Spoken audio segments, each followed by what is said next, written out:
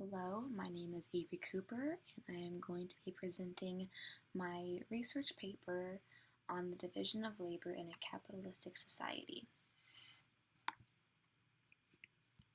So for this project, I focused on the division of labor as described by Karl Marx and Max Weber, specifically how a division of labor occurs within a capitalistic society. So first, I want to give you some definitions that are used in my paper. The first one is capitalism, which is an economic system in which great numbers of workers who own little produce commodities for the profit of small numbers of capitalists who own the means of production. And Marx saw capitalism not only as an economic system, but also as a system of power, because within capitalism, social classes exist, and those at the top control most of society. And within capitalism, the proletariat are the workers who sell their labor and do not own means of production, whereas the capitalists are those who pay wages and own the means of production. And then Weber saw class structure as a multi-dimensional construct consisting of economics, status, and power. And within this, there's class situation, which exists when a number of people have in common a specific casual component of their life chances. So why is this theory important? The United States is a capitalistic society, and within capitalism, inequality is inevitable because it creates the social classes, whereas there are very few people at the top of the social ladder that control the means of production and all of society. And then there's also a fewer number at the bottom social class, and then a great number in the middle working class.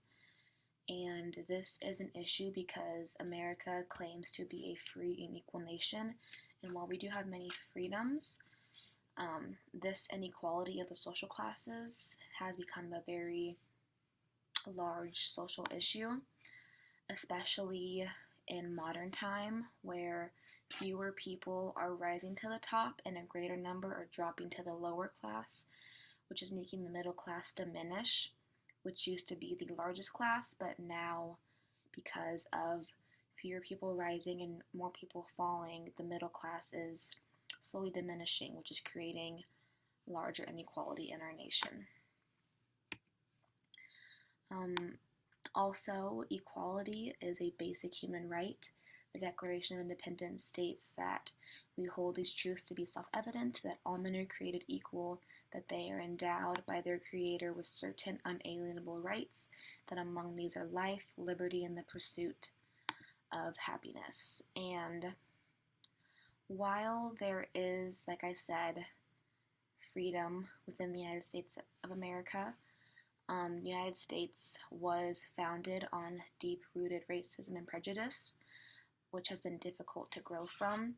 There has been great inequality and discrimination, and while there have been significant changes, such as voting laws and marriage rights, America is still far from being a perfect and equal society.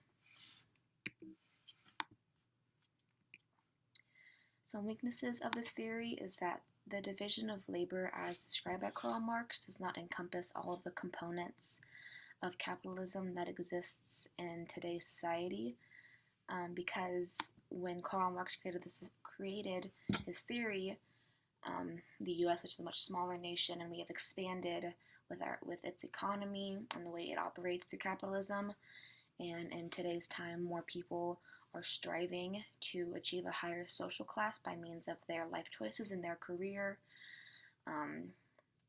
due to their desire to move up the social ladder.